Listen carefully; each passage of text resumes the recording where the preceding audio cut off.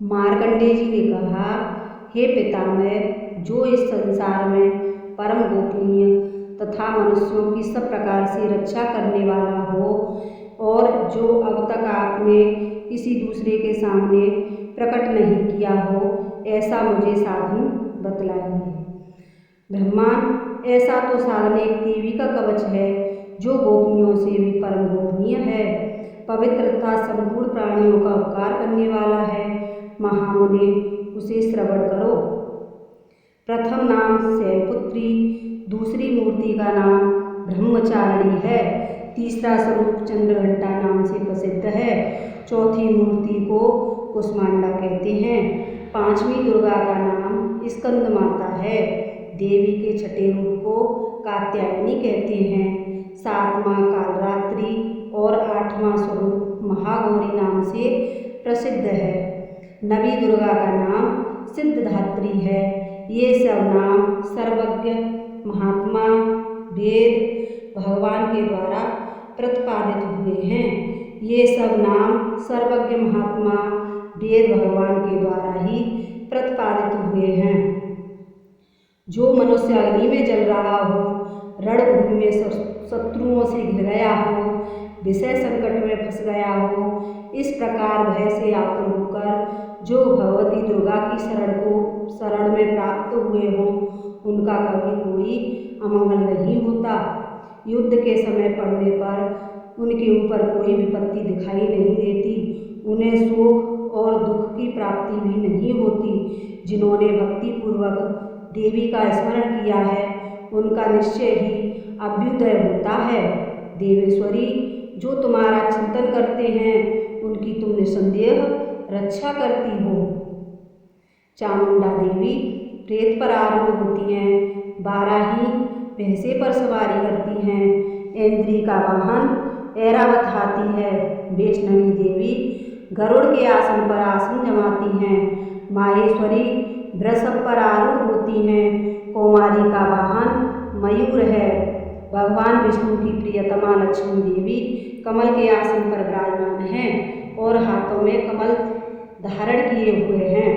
वृषभ पर आरूढ़ ईश्वरी देवी ने श्वेत वस्त्र धारण कर रखा है। ब्राह्मी देवी हंस पर बैठी हुई और सब प्रकार के आभूषणों से विभूषित हैं। इस प्रकार ये सभी माताएं सब प्रकार की योग शक्तियों से संपन्न हैं। इसके सिवा और भी बहुत सी देवियां हैं जो अनेक प्रकार के आभूषणों की शोभा से युक्त नाना प्रकार के रत्नों से सुशोभित हैं।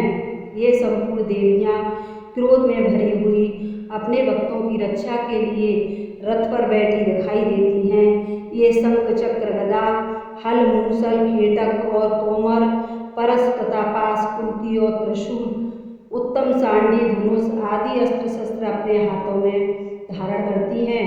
दैत्यों के शरीर का नाश करना और भक्तों को अभय दान देना और देवताओं का कल्याण करना, यही उनके शस्त्र धारण करने का उद्देश्य है। महान रौद्र, अत्यंत घोर पराक्रम, महान बल और महान उत्साह वाली देवी, तुम महान भय का नाश करने वाली हो, तुम्हें नमस्कार है। तुम्हारी ओर देखना भी कठिन है। शत्रुओं का भय बढ़ाने वाली जगदम्बिके, मेरी रक्षा करो। पूर्व दिशा में इंद्र शक्ति मेरी रक्षा करें। अग्निकोण में अग्नि शक्ति और दक्षिण दिशा में बाराही तथा नैसृत्य कोण में खड़ग धारणी देवी मेरी रक्षा करें। पश्चिम दिशा में वारुही और वाम कोण में मृग पर सवारी करने वाली देवी मेरी रक्षा करें। उत्तर दिशा में कौमारी और ईशान कोण में शूल धारणी देवी रक्षा करें। ब्रह्माणी, तुम ऊपर की ओर से मेरी रक्षा करो। वैष्णवी, तुम नीचे की ओर से मेरी रक्षा करें। इस प्रकार सबको अपना वाहन बनाने वाली चामुंडा देवी मेरी दसों दिशाओं से रक्षा करें। जया आगे से रक्षा करें और विजया पीछे से रक्षा करें। वाम भाग में अजिता और दक्षिण भाग में अपराजिता रक्षा करें। उदोतनी मेरी शिखा की रक्षा करें। उमा मेरे मस्तक पर विराजमान होकर रक्षा करें। ललाट में मालाधारी रक्षा करें और अश्विनी देवी मेरे भुवों का संरक्षण करें। भौं के मध्य भाग में त्रिनेत्रा और नथनों में यमंटा देवी रक्षा करें। ललाट में मालाधारी रक्षा करें। अश्वनी देवी मेरे भौं का संरक्षण करें। भौं के मध्य भाग में त्रिनेत्रा और नथनों में यमंटा देवी रक्षा करें। नासिका में सुगंधा और ऊपर के होठ में चर्चिका देवी रक्षा करें। नीचे के होठ में अमृतकला तथा जिह्वा में सरस्वती देवी रक्षा करें। कोमारी दांतों की चंडिका कंठ प्रदेश की रक्षा करें। चित्रघंटा गले की घाटी की और महामाया तालु में रहकर रक्षा करें। कामाक्षी ठोड़ी की सर्वमंगला मेरी बाड़ी की रक्षा करें। भद्रकाली ग्रीवा और धनुधरी पृष्ठ मेरुदंड में रहकर रक्षा करें। कंठ के बाहरी भाग में नीलग्रीवा और कंठ की नल में नलकुबरी रक्षा करें। दोनों कंधों में खड़गनी और दोनों भुजाओं में वज्र धारण करने वाली देवी रक्षा करें। दोनों हाथों में दंडिनी और दोनों उंगलियों में अंबिका देवी रक्षा करें। सुलेश्वरी नखों की रक्षा करें। कुलेश्वरी पुच्छ पेट में रहकर रक्षा करें। महादेवी दोनों स्तनों की और शोक विनाशिनी देवी मन की रक्षा करें। ललिता देवी हृदय में और सूर्यधारिणी देवी उदर में रहकर रक्षा करें। नाभि में कामिनी और गुहा भाग में गुहेश्वरी रक्षा करें। पूतना कामिका लिंग और महिष वाहनी खुदा की रक्षा करें। भगवती कट भाग में और विघ्न विनाशिनी देवी घुटनों की रक्षा करें। संपूर्ण कामनाओं को देने वाली महाबला देवी दोनों पिंडलियों की रक्षा करें। नारसिंही दोनों घुटनियों की। तेजस्वी देवी चरणों में पृष्ठभाग की रक्षा करें। श्री देवी पैरों की अंगुलियों में और तलयवासिनी पैरों के तलवों में रहकर रक्षा करें। अपनी डाँडों के कारण भयंकर दिखने वाली दृष्टा कराली देवी नखों की और ऊर्ध्वकेशनी केशों की रक्षा करें। रोमबलियों के छिद्रों में रहने वाली कौमारी और त्वचा की बागेश्वरी रक्षा करें। पार्वती देवी रक्त, मंजा, भसा, मांस, हड्डी और वेद की रक्षा करें। आंतों की कालरात्रि और पित्त की मुक्तेश्वरी रक्षा करें। मूलधारा आदि कोशों में पदावती देवी और कफ में चूड़ामणि देवी स्थित होकर रक्षा करें। नख के तेज की ज्वालामुखी रक्षा करें। जिनका किसी भी अस्त्र शस्त्र से भेदन नहीं हो सकता, वह अभेदा देवी शरीर की समस्त दुनियों में रहकर रक्षा करें। ब्रह्मांडी आप मेरे वीर की रक्षा करें। छत्तेश्वरी छाया की रक्षा करें। धर्मधारिणी मेरे अहंकार, मन और बुद्धि की रक्षा करें। हाथ में वज्र धारण करने वाली वज्रहस्ता देवी मेरे प्राण, अपान, ज्ञान, उदान, समान वायु की रक्षा करें। कल्याण से शोभित होने वाली भगवती कल्याण शोभना मेरे प्राण की रक्षा करें। रस, रूप, गंध, शब्द, स्पर्श इन विषयों का अनुभव करते समय योगिनी देवी मेरी रक्षा करें। सप्तगुण, रजोगुण, तमोगुण की रक्षा सदा नारायणी देवी करें। बाराही आयु की रक्षा करें। वैष्णवी धर्म की रक्षा करें तथा चक्रणी चक्र धारण करने वाली देवी यश, कीर्ति, लक्ष्मी और धन विद्या की रक्षा करें। इंद्राणी आप मेरे गोत्र की रक्षा करें। चंडिकेतु मेरे पशुओं की रक्षा करें। महालक्ष्मी पुत्रों की रक्षा करें और भैरवी पत्नी की रक्षा करें। मेरे पति सुक्ता मार्ग की क्षेम करी राया के दरबार में रक्षा करें।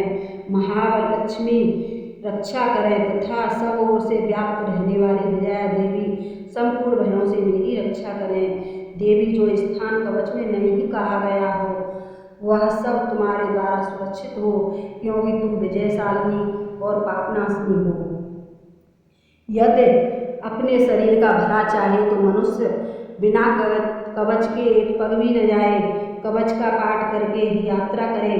कवच के द्वारा सब ओर से सुरक्षित मनुष्य जहाँ जहाँ भी जाता है वहाँ वहाँ उसे धन लाभ होता है तथा संपूर्ण कामनाओं की सिद्ध करने वाली विजय की प्राप्ति होती है।